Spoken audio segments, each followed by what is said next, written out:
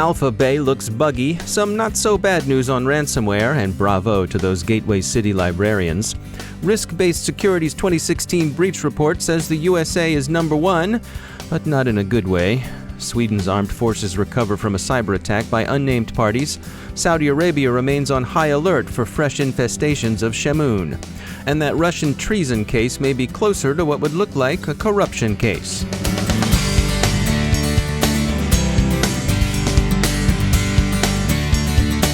It's time to take a moment to tell you about our sponsor, CyberSec Jobs. If you're an information security professional seeking your next career or your first career, check out cybersecjobs.com and find your future. CyberSec Jobs is a veteran-owned career site and job fair company for information security professionals and students. Job seekers can create a profile, upload their resume, and search and apply for thousands of jobs. And it's great for recruiters, too. If you're an employer looking to source information security professionals, contact CyberSec Jobs about their flexible recruitment packages designed to meet your needs.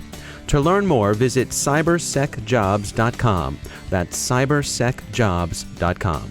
And we thank CyberSec Jobs for sponsoring our show.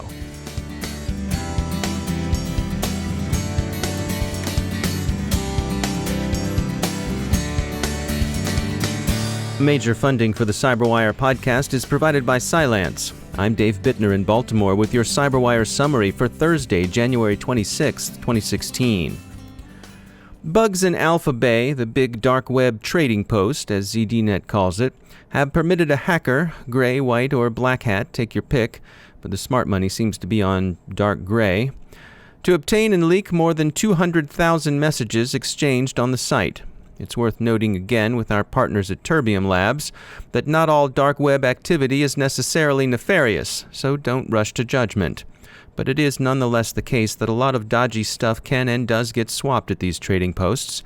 It's not all beads and other trade goods. The ransomware news today is mostly good, or at least not so bad. A new strain of Verlocker, an easily spread but also easily defeated ransomware variant, is out in the wild. Both Sophos and ESET have provided decryption tools for earlier versions, but this latest edition is even more easily thwarted than that, according to Malwarebytes researchers. Enter any 64 characters into the lock screen's text box, click Pay Fine, and Verlocker touchingly, naively even, believes it's been paid. So the criminal coding skills seem to be declining, at least in this instance. Nonetheless, Verlocker is no laughing matter. It spreads very aggressively from device to device. Amid reports that many victims of cyber extortion continue to pay up, there's a positive role model and a gratifying success story to be found in the St. Louis, Missouri library system. They've successfully recovered from their own ransomware incident because they had an effective file backup program in place. Their systems have been restored and are reported to be back in business as usual, and they didn't send a dime the crook's way. One thing most security researchers agree on is that ransomware is here, and it's here to stay. Dan Larson is technical director at CrowdStrike, and we checked in with him for his take on what's to come. I think it's really expanding breadth. So we already have some evidence. We saw in the month of January already that instead of just going after a regular old end user's computer, they're now targeting servers on the internet. They started with servers hosting MongoDB. The reports look like about 25% of every single MongoDB server out there got hit with some ransomware a couple weeks ago. And they're taking that model and bringing it to more kind of infrastructure parts of the internet, like Elasticsearch servers and even Apache Hadoop servers.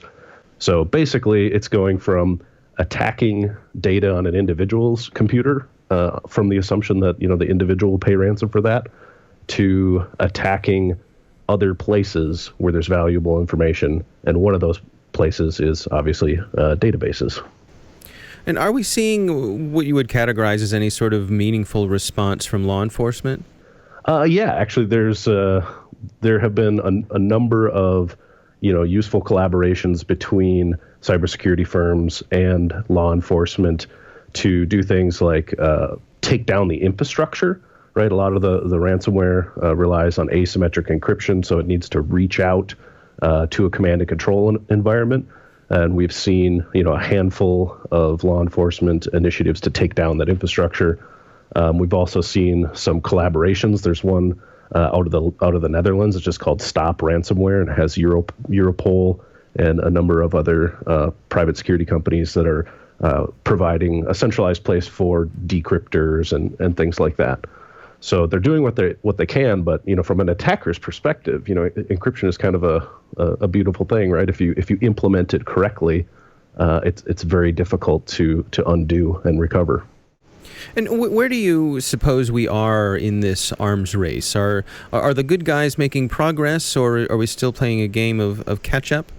I think there's a lot of catch up still being done. For example, I saw a report that said 49%, so almost half of all small businesses were impacted by a ransomware attack, and 1 in 5 small businesses that were impacted ended up going out of business, a few months later. So I think that, in general, there's a level of vigilance that just kind of isn't there. There's a lot of people who think, I have antivirus and, that should protect me. But, that's outdated thinking. We need to step up our game and get a lot more serious about how we defend our systems. That's Dan Larson from CrowdStrike. Risk-Based Security yesterday issued its 2016 breach report, and the U.S. is number 1. In this case, unfortunately, that's nothing to take satisfaction in. Still less wave a big foam finger to rhythmic chants of USA, USA. America is number 1 in the incidence of data breaches. In part, that's because the U.S. creates, stores, and uses an awful lot of data. But still, there are clearly security issues here. Almost half the data exposed in breaches comes from the U.S., according to Risk-Based Security. The CyberWire heard from a lot of industry experts eager to weigh in on this sorry state of affairs. John Gunn from Vasco Data Security sees 3 factors driving these results. First, he says, a massive number of the hackers that attack U.S. targets are based in Russia and coordinate attacks on the U.S. with involvement of the state, while the U.S. does not do the same. Second, there's a lot of valuable data in the U.S., so the country is targeted on the Willie Sutton-esque grounds that that's where the money is. And finally, he thinks breaches in some other countries, and he's looking at you, Russia, are probably significantly underreported. Willie Leichter of CipherCloud warns other countries not to get cocky, kid. That the U.S. leads the world in data breaches is unsurprising, but the disparity between it and the rest of the world should be a wake-up call and not a source of complacency. So the U.S. presents a large attack surface. If you consider regions as opposed to individual countries, however, there may be less to the ranking than meets the eye. Brian Lang at Lastline thinks so. Quote, we analyze millions of potentially malicious files every day for our clients in the U.S. and throughout the EU. We believe that the difference noted in the data can be attributed to the attack surface in the U.S. as opposed to individual countries. The U.S. is simply a much larger market with highly centralized aggregations of data. But when taken as a whole, the volume of attacks in the EU and in the U.S. are nearly even. End quote. Balabit's Daniel Bagot sees a problem in overconcentration of security researches on perimeter defenses as opposed to detection of malicious activity inside networks, especially in the form of abuse of privileged accounts. New Data Security's Robert Capps finds the report dismaying but not surprising. He said, quote, what is frustrating about seeing these U.S. numbers is that the data these criminals are going after is most often private user data that's being sold and used for identity fraud, among other types of cybercrime. It's no accident that breaches are up, and so is identity fraud. End quote. He thinks work on strong behavioral analytics and passive biometrics offer the prospect of some technological amelioration of the breach problem. Turning to international cyber conflict, we hear that Sweden's armed forces have disclosed that they've sustained a cyber attack from an unnamed source. The incident required the services to shut down their Caxis IT system. Recovery is in process. Saudi Arabia remains on high alert for further infestations of system-killing Shamoon 2 malware. The infection is thought to be carried for the most part by malicious emails. Symantec has been tracking Shamoon's possible connection to the Greenbug cyber espionage group. We close with a quick update on the case of Ruslan Stoyanov, the hacker-hunter arrested earlier this week by Russian authorities on charges of treason. As we noted yesterday, it seems unlikely that Stoyanov's employer, Kaspersky Lab, is involved, since the alleged crimes are said to have occurred before he entered Kaspersky's employ, and while he was working for Russia's Interior Ministry. The treason statute he's been charged under permits secret trials, so it may be some time, if ever, that details become public. But most observers think it likely that the alleged offenses are more along the lines of corruption than, say, espionage. Time for a message from one of our sponsors, E8 Security. And you know I've got a question for you. Do you fear the unknown? Lots of people do, of course. The Technicolor Phantoms, the Ghost of Merlin, stuff like that. But we're not talking about those. We're talking about real threats, unknown unknowns lurking in your network. The good people at E8 have a white paper on hunting the unknowns with machine learning and big data analytics that go beyond the old-school legacy signature matching and human watchstanding. Go to e8security.com/DHR and download their free white paper, Detect, Hunt, Respond. It describes a fresh approach to the old problem of recognizing and containing a threat no one's ever seen before. The known unknowns, like the Viking ghosts or the moon monster, they're nothing compared to the unknown unknowns out there in the wild. See what E8's got to say about them. Go to e8security.com/DHR and check out that free white paper. And we thank E8 for sponsoring our show.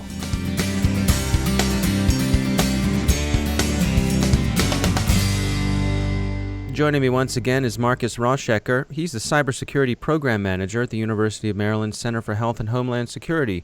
Markus, I saw recently that the Department of Commerce came out with a report. It's called Fostering the Advancement of the Internet of Things. It's something that certainly caught our eye. Take us through, what's the process for these kinds of reports? What are they? How do they come to be, and what are they hoping to achieve with them? Yeah, so I think we all have now recognized that the Internet of Things really is the next big thing in cybersecurity law and policy. Everyone's trying to wrap their heads around how we as a society are going to tackle this issue. We are seeing through the connectivity of all these new devices certainly great promise for individuals and organizations, lots of opportunities there to improve our lives. But also with all that comes a great deal of vulnerability. I think what the Department of Commerce is trying to do here with this report is highlight some of the benefits of Internet of Things devices, but also highlight some of the concerns that are out there.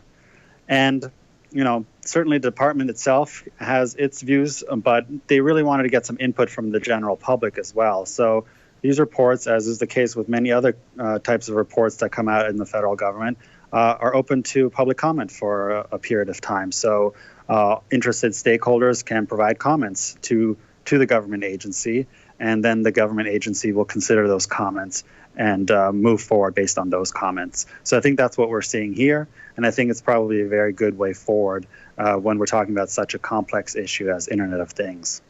And so once they've gathered up the comments, is it then a process of Commerce then going to lawmakers themselves and making recommendations for legislation? That could be, but really, all these comments are public comments, so anyone can review them. Hopefully these comments shed some light on some of those important issues when it comes to, in this case, Internet of Things. How do we promote industry, but also ensure security? So all of that is going to be taken into consideration. And based on what the comments are, I think a strategy is going to be set forth in terms of how to proceed. Markus Rauschecker, thanks for joining us. The name of that Department of Commerce report is Fostering the Advancement of the Internet of Things, and it's easy to find online.